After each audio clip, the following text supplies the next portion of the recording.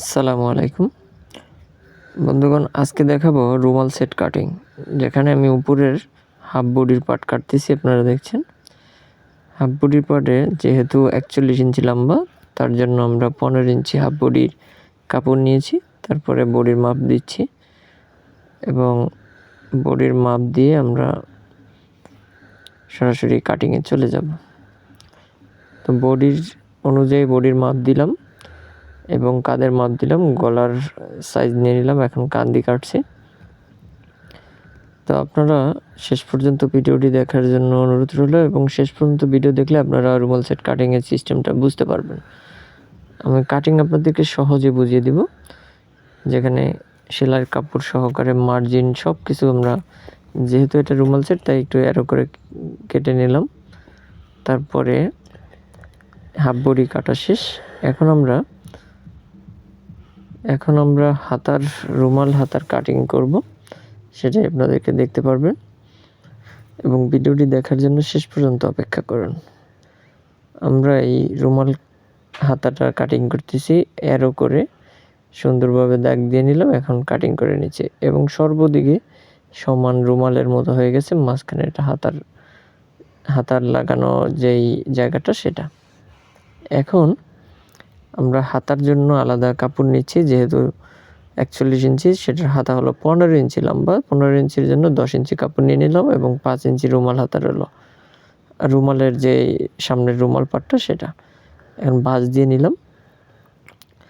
হাতার মুখ 9 লম্বার দাগ দিয়ে নিলাম এবং যে রাউন্ড মরার জন্য সেই মরা রাউন্ডটা দিয়ে নিলাম এবং শিপ কাট দিয়ে দাগ দিয়ে নিলাম। সুন্দরভাবে এখন কাটিংটা করব। আপনারা এইভাবে দাগ দিয়ে সুন্দরভাবে কাটিং করে নিতে পারেন।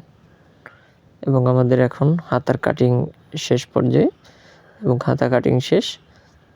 তারপরে আমরা হাতার কাটিং শেষ করে, এই যে দেখলেন, হাতার কাটিং শেষ করে আমরা নিচের যে রুমাল পাটটা, সে আলাদা রুমাল পাটটা আমরা এখন নিব। কাপড় নিয়েছি যেহেতু 41 ইঞ্চি, এজন্য 36 মানে 2 গজ কাপড় নিলাম নিচের পাটের জন্য।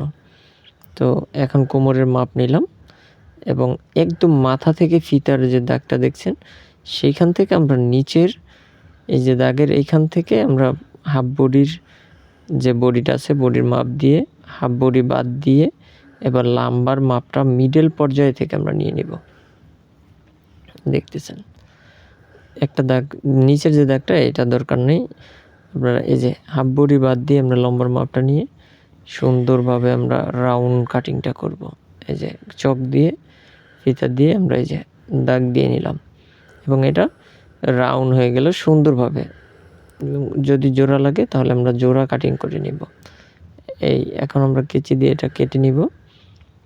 উপর থেকে কেটে নিলাম, তারপরে নিচের যে রাউন্ড আছে সেটা কেটে নিলাম।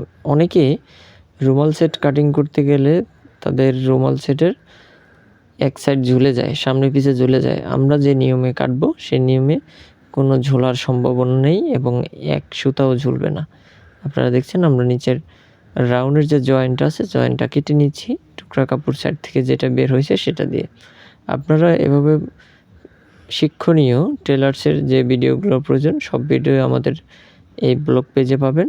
সবাইকে ধন্যবাদ জানিয়ে শেষ করছি। আল্লাহ হাফিজ।